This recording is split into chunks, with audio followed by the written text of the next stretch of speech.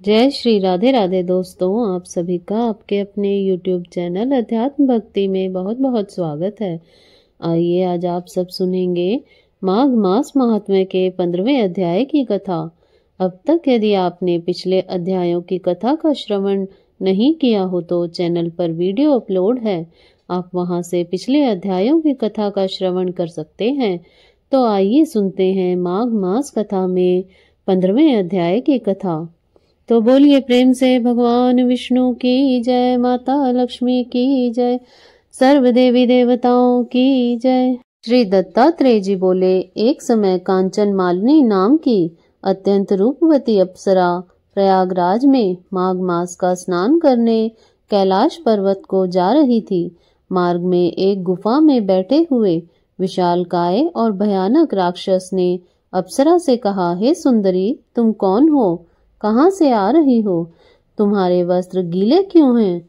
और आकाश मार्ग से तुम कहाँ जा रही हो? तुम्हारे गीले वस्त्रों से जल की एक एक बूंद मेरे सिर पर गिर पड़ी है, और इस जल की एक एक बूंद से मुझ जैसे कठोर हिंसक पाप आत्मा का मन दया से आर्द्र हो उठा है। इस जल की एक बूंद के प्रभाव का मैं वर्णन नहीं कर सकता, अतः तुम अपनी इस प्रभाव शक्ति को स्पष्ट करो। उस राक्षस के प्रश्नों को सुनकर अप्सरा कांचन मालिनी ने कहा, हे राक्षस, मैं स्वर्ग की अप्सरा कांचन मालिनी हूँ। इस समय मैं प्रयागराज में स्नान करके कैलाश पर्वत पर जा रही हूँ। मैं पार्वती जी की सखी हूँ। त्रिवेणी जल के प्रभाव से तुम्हारा हिंसक और पापी मन बदला है। अब तुम त्रिवेणी जल के प्रभाव को भक्ति भाव सहित सुनो। हे राक्षस, पूर्व जन्म में मैं कालिंगाधिपति की वैश्या थी। मैं अनिद्य सौंदर्य और लावण्य से संपन्न थी। मैंने समस्त सुखों का भोग करते हुए अपने रूप के जादू से समस्त नगरवासियों को सम्मोहित कर रखा था। अनेकों प्रतिष्ठित तथा संपन्न व्यक्ति अपना सर्वस्व खोकर मेरे द्वारा निर्धन हो चुके हैं। सदैव ही मैं धर्म विमुख बनी रही।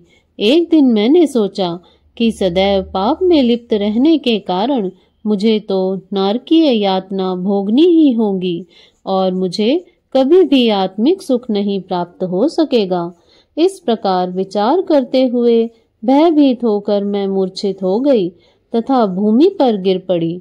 जब मुझे पुनः चेतना प्राप्त हुई तो वेदज्ञ और ज्ञानी राजपुरोहित के समीप गई और हाथ जोड़कर उनसे निवेदन किया, हे वेद शास्त्र मर्मज्ञ ज्ञानी और धर्मात्मा राजपुरोहित जी, मैं सदैव ही पापाचार में लिप्त रही हूँ। कृपया मेरे उद्धार का मार्ग बतलाइए। मेरी विनय सुनकर राजपुरोहित कृपालु होकर बोले, हे सुमुखी, तेरे समस्त पापों से मैं अवगत हूँ। यद्यपि तेरे उद्धार की तथा मुक्ति की मुझे भी संभावना नहीं दिखती, तथापि तुम्हारे पश्चाताप को देखकर मैं एक युक्ति बताता हूँ। तुम प्रयागराज जाकर शीघ्रता अतिशीघ्र त्रिवेणी में जल में स्नान करो, इससे तुम्हारा उद्धार होगा। इसके अतिरिक्त कोई साधन नहीं है, परंतु प्रयाग अथवा किसी भी तीर्थ स्थान में जाकर किसी प्रकार के पाप का विचार भी मन में न लाना। तीर्थों में जहाँ अक्षय फल मिलता है, वहीं थोड़ा सा पाप भी भीषण नरकदायक बन जाता है। इति श्री पद्म पुराणे माघ महात्म्य 15वां अध्याय समाप्तः। तो बोलिए प्रेम से भगवान विष्णु की जय, माता लक्ष्मी की जय, सर्व देवी देवताओं की जय। तो आशा करती हूँ आपको यह कथा श्रवण अच्छी लगी होगी। ऐसे ही ज्ञानवर्धक जानकारियाँ प्राप्त करते रहने के लिए, व्रत पूजा आदि के बारे में जानने के लिए यदि आप चैनल पर पहली बार आए हैं तो चैनल को सब्सक्राइब कर लें, ताकि आने वाली वीडियो की नोटिफिकेशन आपको समय से मिलती रहे। वीडियो को लाइक करें, शेयर करें। सुखी रहें, स्वस्थ रहें। जय श्री राधे राधे। धन्यवाद।